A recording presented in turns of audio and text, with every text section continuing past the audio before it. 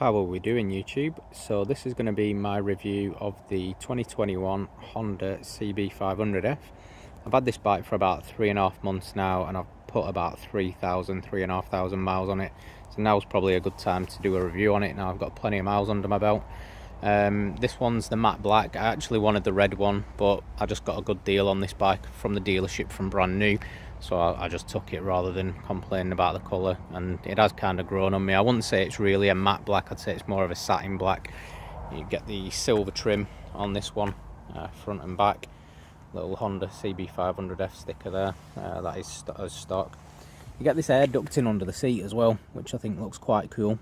I don't think, you know, with the power this bike has, that has any benefit or not, but it looks good. As you can see, when you look at the clutch housing and engine casing, you've got the bronze finish on there, which looks really good.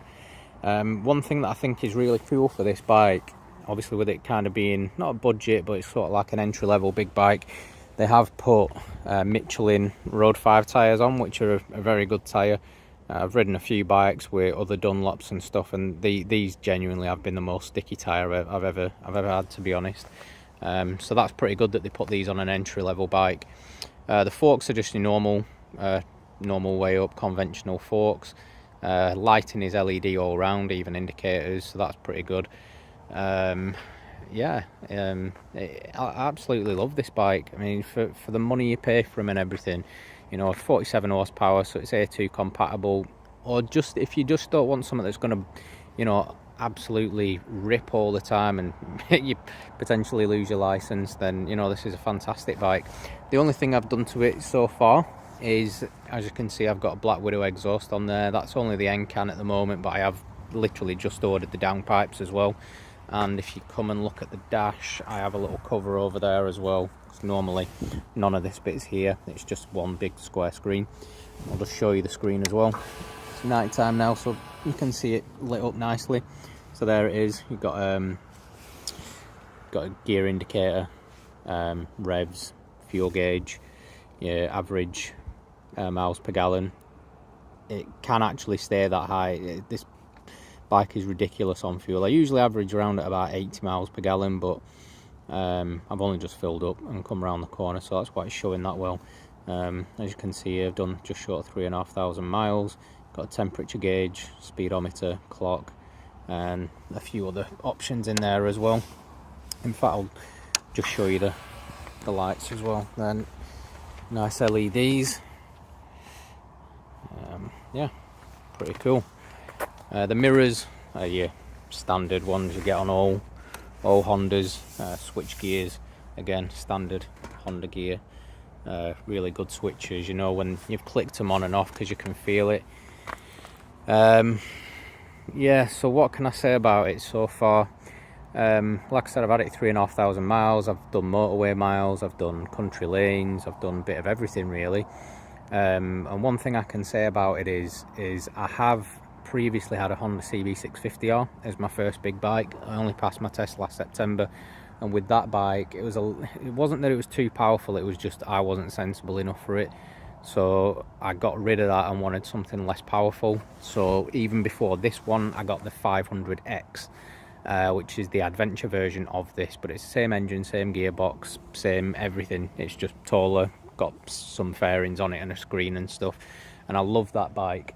The only reason I got rid of it is because I'm quite short and I have a neck problem, so reaching for the floor, it was triggering this neck problem. So I thought, right, I need something shorter, but I love that engine so much that I thought I'm going to stay with the 500s.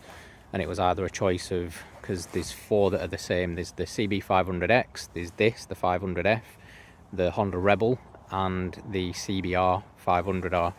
And the CBR is not really my kind of thing. I don't really like this sports bike kind of position where you're leaning forward. I like a upright but slightly, you know, leant over position. And yeah, so I test rode one of these and I absolutely loved it. You know, same economical engine as the X. I mean, I'll be honest with you, there's one time where I actually filled the tank and I thought I'm going to see how many miles I can get out of this, but I did it in quite a, you know, a way where I wasn't pushing it and not going on the motorway, and I did get close to 300 miles. So you know, if you want something that's, you know, cheap and going to just do miles and miles, then this is it. Or even a commuter, this is it. But don't make that out like it's no power. It does have power. You know, if you want to thrash it, it will beat, you know, most cars from the traffic lights and up to about, you know, 60-70 mile an hour, and then beyond that it starts to kind of run out of steam.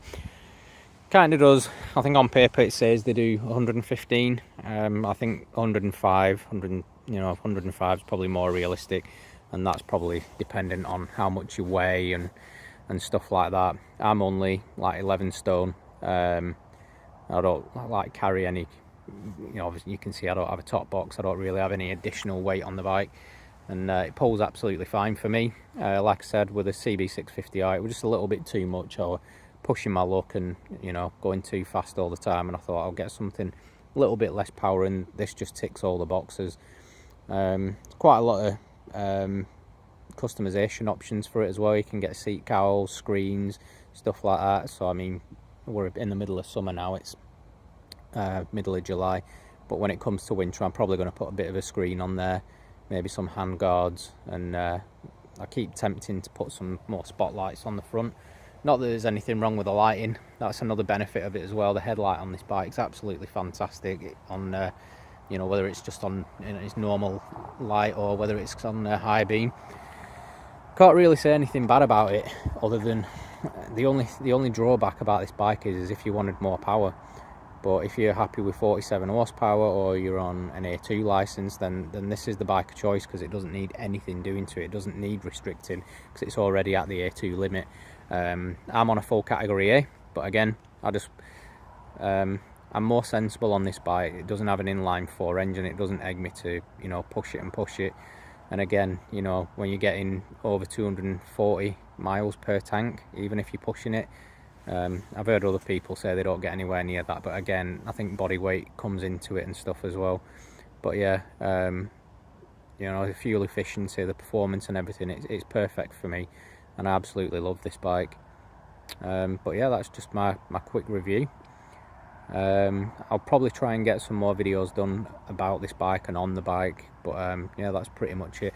I will just quickly say as well, the seat on the bike's very comfortable, and the tyre at the rear is a 160 rear, which is a little bit narrower than what you get on a big bike. Normally they're like a 180, but it still looks good. It's still quite a wide tyre, and I've had no problems with the handling of this bike. It's so agile.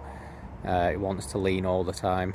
But yeah, one thing you can do about that, if you want the tyre to look a bit wider, you can get the I've seen one of these with a pair of Dunlop Sport Max 3 on, and they look for some reason they look wider. I think the Dunlops seem to have a flatter, more wider profile than what the Michelins have.